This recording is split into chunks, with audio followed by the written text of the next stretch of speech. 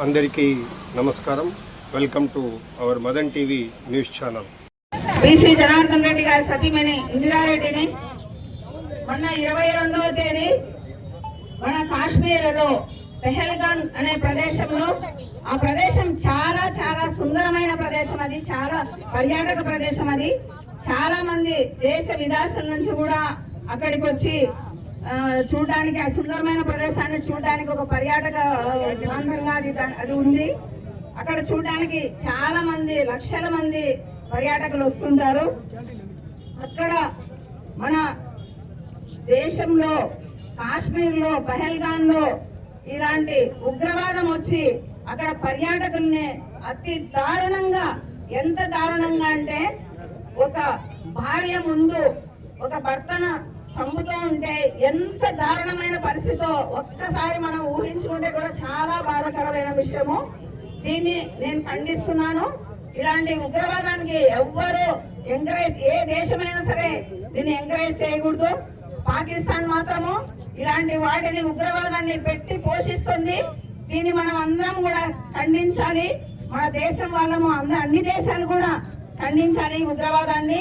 ఇలాంటి దుశ్చర్య మరీ జరగకుండా ఖచ్చితంగా మన దేశ బాధ్యత.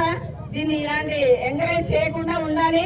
మన మోడీ గారిని ఒకటే కోరుతున్నాను, ఇలాంటి దుశ్చర్య ఎప్పుడే గాని మళ్ళీ పునరావృతం కాకుండా ఆయన జాగ్రత్తలు తీసుకోవాలని చెప్పేసి మళ్ళీ కోరుకుంటున్నాం ఆయన్ని. ఈ ర్యాలీలో పాల్గొన్న ప్రతి ఒక్కరికి కూడా పేరు పేరున ధన్యవాదాలు తెలియజేస్తున్నాము. అందరికీ సంఘీభావం తెలిపినందుకు, ఆ ఉగ్రవాద చర్యలో చనిపోయిన మన దేశంలో ఉన్న వాళ్ళందరికీ కూడా సంఘీభావం తెలుపుతున్నాము. చాలా బాధిస్తున్నాము. ఆ విషయం చూసిన వెంటనే, టీవీలో చూసిన వెంటనే కూడా చాలా చాలా చాలా దారుణంగా ఉంది. అసలు ఒకసారి చూస్తే ఒక భార్య ముందు ఒక భర్తను చంపుతూ ఉంటే ఎంత బాధాకర విషయము. కొత్తగా పెళ్లి చేసుకున్న జంట కూడా ఉన్నారు. తర్వాత చిన్న పిల్లల ముందు ఒక తండ్రిని చంపుతుంటే ఎంత బాధ ఉంటుందో ఒక్కసారి ఆలోచన చేయండి.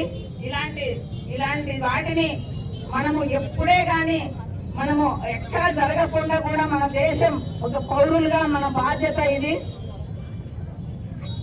అందరూ కూడా ఇక్కడికి వచ్చిన వాళ్ళందరికీ, సంఘీభావం తెలిపిన వాళ్ళందరికీ ధన్యవాదాలు తెలుపుతున్నాను.